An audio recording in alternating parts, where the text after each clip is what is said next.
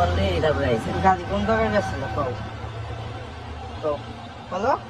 তুমি এটা কোন জায়গা থেকে মাল আনছো বলো কও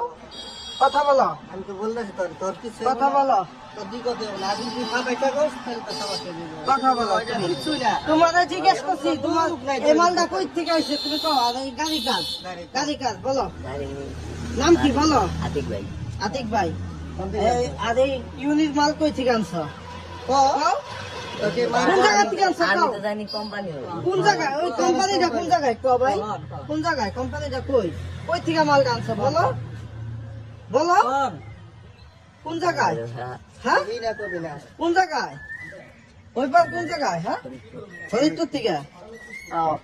এই যে এই মাল না আমরা এই জায়গায় এই চোরাই পথের মাল ঠিক আছে একটা ফিল্ম স্টেশন থেকে লয়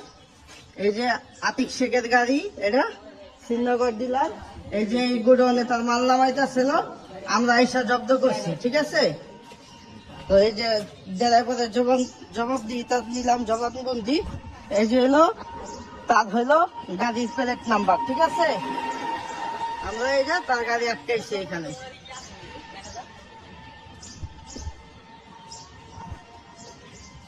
কোম্পানি ঠিকই আছে কই কাছে কোম্পানি ঠিক আছে না আমি আপনাদের বলি